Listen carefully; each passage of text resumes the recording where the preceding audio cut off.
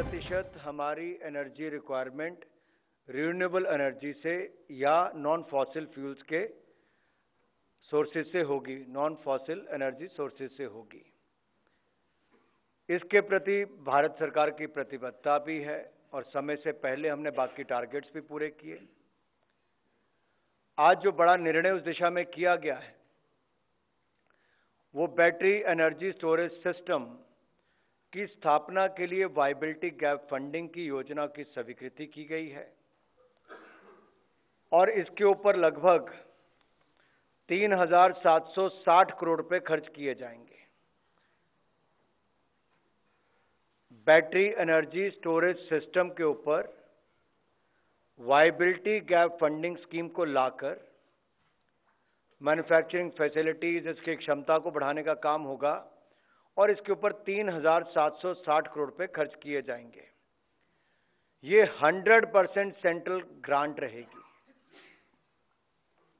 अब इसके लाभ क्या होंगे? इलेक्ट्रिसिटी की डिमांड, जैसा आप जानते हैं, मौसम और दिन के अनुसार बदलती रहती है और इलेक्ट्रिसिटी का उत्पादन अगर मांग से अधिक होता है तो सोलर में आप उसको कैसे स्टोर करोगे? आपके पास अभी वो क्षमता देश में नहीं है। तो इसलिए एनर्जी स्टोरेज सिस्टम्स में उसको स्टोर किया जाए, तो उस क्षमता को बनाने के लिए इस योजना को लेकर आए हैं। जैसा मैंने पहले कहा कि भारत 2030 तक अपना नॉन फॉसिल एनर्जी सोर्सेज के 50% का शेयर बढ़ाने के लिए प्रतिबद्ध है। इसलिए रिन्यूएबल एनर्जी को राउंड द क्लॉक इलेक्ट्रिसिटी के रूप में उपलब्ध करवाने के लिए बैटरी एनर्जी स्टोरेज सिस्टम, इसकी पर्याप्त क्षमता का विकास हमें करना होगा। वर्तमान में इसकी मैन्युफैक्चरिंग की वो कैपेसिटी हमारे पास नहीं है, लेकिन इस योजना के आने के बाद जहां वायबिलिटी गैप फंडिंग आपके पास उपलब्ध होगी तो 4,000 मेगावाट आवर्स की बैटरी एनर्जी स्टोरेज क्षमता सृजन करने का लक्ष्य रखा गया है। ये अगले 3 वर्ष यानी कि 2023-24 से लेकर 2025-26 तक वायबिलिटी गैप फंडिंग सपोर्ट के रूप में इनको दी जाएगी और ये वायबिलिटी गैप फंडिंग जो है वो कैपिटल कॉस्ट की 40% तक रिस्ट्रिक्ट की जाएगी, यानी कि इसकी कैप होगी 40% तक वायबिलिटी इसको किया जाएगा कैपिटल कॉस्ट के। अब इसको दिया कब तक जाएगा? इसको 5 ट्रेंचेस में 2030-2031 तक दिया जाएगा।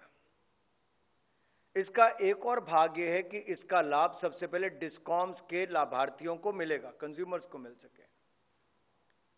85% जो इसका उत्पादन है वो जो इस योजना का लाभ उठाएंगे वायबिलिटी गैप फंडिंग लेके, उनको 85% जो है पहले डिस्कॉम्स को देना होगा और जब डिस्कॉम्स की आवश्यकता पूरी हो जाएगी तो उसके बाद वो बाकी अन्य कंज्यूमर्स को उपलब्ध करवा सकते हैं। अब इस पूरी योजना से जहां बैटरी एनर्जी स्टोरेज सिस्टम विकसित होगा वहीं रिन्यूएबल एनर्जी की खपत भी बढ़ेगी, यानी कि वो खराब नहीं होगी, स्टोर होगी और पीक आवर्स में उसको इस्तेमाल करने का अवसर मिल पाएगा। पीक आवर्स में एनर्जी रिक्वायरमेंट हमारी बढ़ जाती है, उस समय रिन्यूएबल एनर्जी की माध्यम से उस मांग को पूरा किया जा सके तो बैटरी जो है वो बहुत काम आएगी जहां एनर्जी स्टोरेज सिस्टम किया जाएगा। इसमें 2 हमारे योगदान पर्यावरण के प्रति बहुत हैं।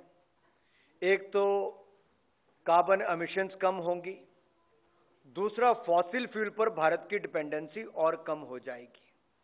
ये जो आत्मनिर्भर भारत की सोच है उस दिशा में पहले भी बहुत कदम उठाए गए। जैसे मैंने पहले कहा, विंड, सोलर और रिन्यूएबल एनर्जी के जो बाकी स्रोत है, बायोफ्यूल से लेकर बाकी सब, उस दिशा में भी हमने किया है। लेकिन स्टोरेज की क्षमता नहीं थी, तो इससे मैन्युफैक्चरिंग को भी बल मिलेगा, स्टोरेज कैपेसिटी भी बढ़ेगी और पीक टाइम पर जब एनर्जी उपलब्ध नहीं होती है वहां पर उपलब्ध कराने का ये तैयार किया गया, जिसके ऊपर 3,760 करोड़ रुपया वायबिलिटी गैप फंडिंग के माध्यम से उपलब्ध होगा। अब इसमें लगभग 9,500 करोड़ रुपए की इन्वेस्टमेंट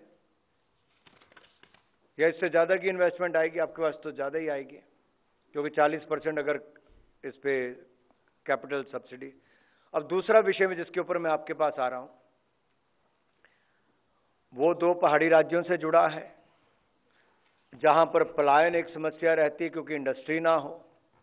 लेकिन 1 दिसंबर 2002 को श्रीमान अटल बिहारी वाजपेयी जी, उस समय के प्रधानमंत्री, उन्होंने विशेष इंडस्ट्रियल पैकेज जम्मू कश्मीर, हिमाचल, उत्तराखंड, इन राज्यों को दिया था, जिसके कारण बहुत इंडस्ट्री वहां पे लगी भी, निवेश भी हुआ, रोजगार के अवसर भी उत्पन्न हुए। इसी तरह से ही प्रधानमंत्री नरेंद्र मोदी जी ने जब 2014 में कमान संभाली, तो जैसे मैं हिमाचल से आता हूं, तो हिमाचल का विशेष राज्य का दर्जा यूपीए की सरकार में खत्म कर दिया गया था। उन्होंने विशेष राज्य का दर्जे का भी उस समय दिया, लेकिन 2017 में इंडस्ट्रियल डेवलपमेंट स्कीम आईडीएस 2017 लेकर आए, जहां हिमाचल, उत्तराखंड को उसका लाभ मिला। और इसके अंतर्गत प्लांट एंड मशीनरी, जो नए यूनिट लगाएगा उसको प्लांट एंड मशीनरी पर 30% की सब्सिडी मिलेगी, और 5 करोड़ रुपए कैप थी एक यूनिट के ऊपर कि 5 करोड़ तक की उसको सब्सिडी मिलेगी। ये स्कीम 1 अप्रैल 2017 से 2022 तक, 31 मार्च तक लागू थी। इसके अंतर्गत दोनों राज्यों में सब्सटैंशियल एक्सपेंशन, काफी एक्सपेंशन इंडस्ट्री यूनिट्स का हुआ।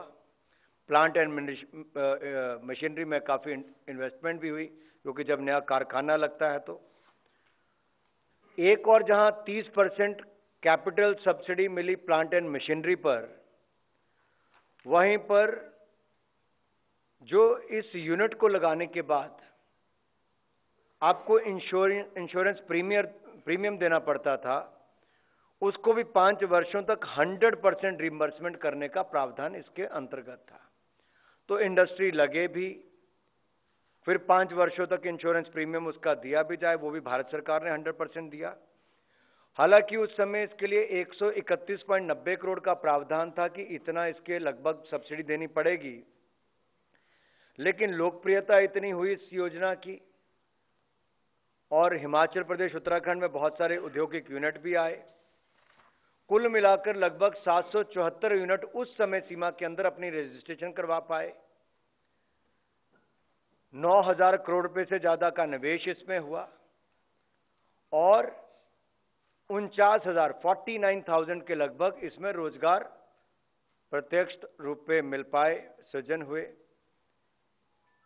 अब इस योजना के अंतर्गत इनको 1153 करोड़ रुपए का इंसेंटिव मिलना चाहिए था, लेकिन योजना में पहले 131 करोड़ का ही प्रावधान था।